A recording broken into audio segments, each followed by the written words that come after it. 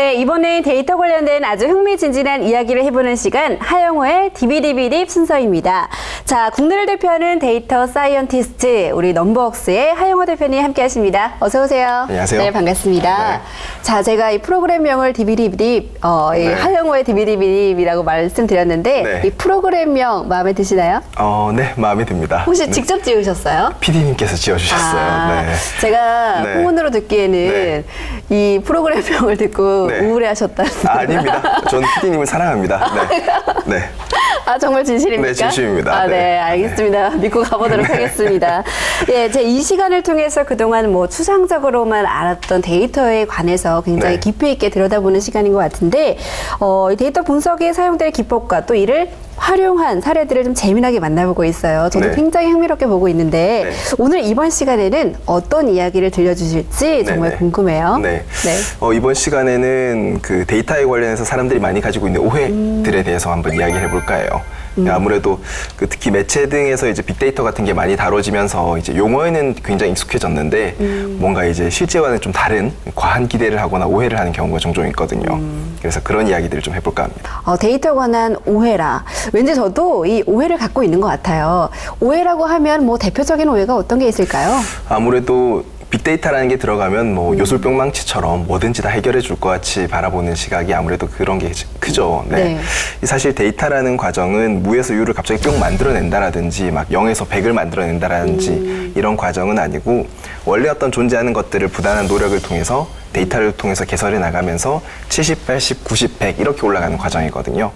근데 이제 아무래도 매체 등에서는 빅데이터가 이제 굉장히 멋지고 아름다운 걸로 뭔가 나를 구해줄 무언가처럼 묘사되다 보니까 아무래도 그런 어떤 격한 기대를 가지시는 분들이 많죠.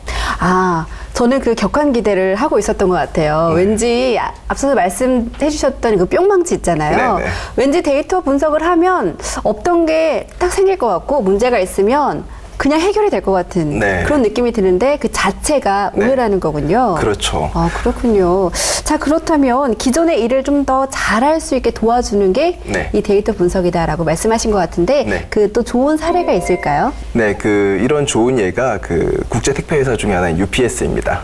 여기서는 UPS는 데이터를 이용을 해서 뭔가 새로운 뿅 하고 나타나는 걸 잘하려고 했던 게 아니라 원래 택배회사가 근원적으로 하고 있는 일들, 뭐 예를 들어 물건을 싣고 나르고 드린 다음에 사인을 받고 이제 이 과정들을 전부 다 기록을 하기 시작을 했어요. UPS가 발견해내고 공유했던 케이스들이 굉장히 재밌는데요. UPS가 열심히 테스트해봤던 이런 게 있었어요. 운전자는 무조건 우회전만 하게 한다라는 것도 있었어요. 예를 들어서 차가 움직이다가 좌회전을 해야 되면 신호도 기다려야 되고 아무래도 또 좌회전을 하다 보면 여기저기 많이 살펴야 되는데 사고가 잘 났던 거죠.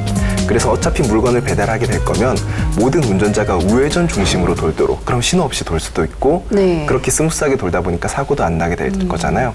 그리고 이제 물건이 그날 배분될 때마다 이 물건은 이 물건이고 이런 운전자라면 이런 코스로 가라는 게 매일매일 아침마다 다 다르게 계산이 되어서 나와요. 그냥 평소 습관대로 마음대로 하는 게 아니라 어떤 게 최적인지를 UPS의 컴퓨터가 데이터에 기반으로 계산을 해서 사람마다 내려줬기 때문에 초보 택배 운전수라 할지라도 굉장히 노련한 운전자처럼 그 코스를 돌 수가 있었던 거죠. 이 과정을 통해서 UPS는 작년만 해도 500억 이상의 기름값을 절약을 했었고 미국 같은 경우는 이 얼마나 많은 기름을 쓰는가에 따라서 탄소세 같은 부분이 있거든요.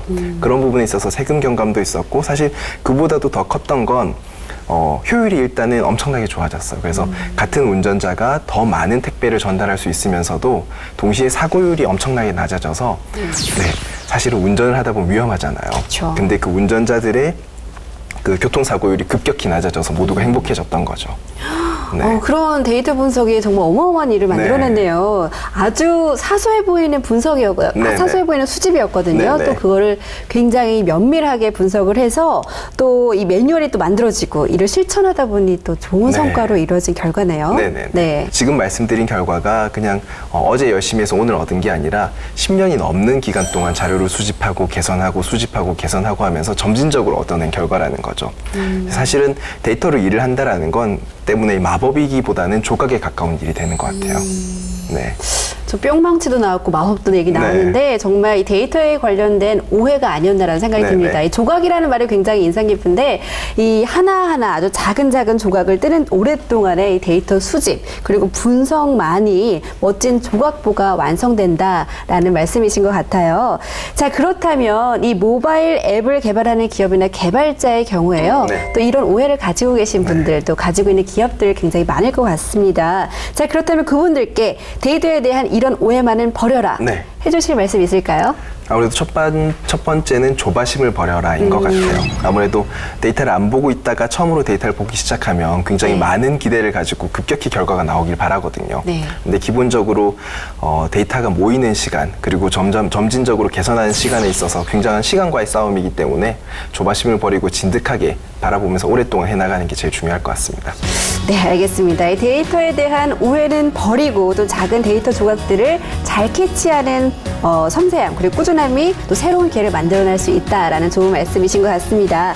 오늘도 정말 흥미진진한 데이터의 세상에 대해서 알아봤는데요. 다음에도 좋은 말씀 기대할게요. 네, 고맙습니다.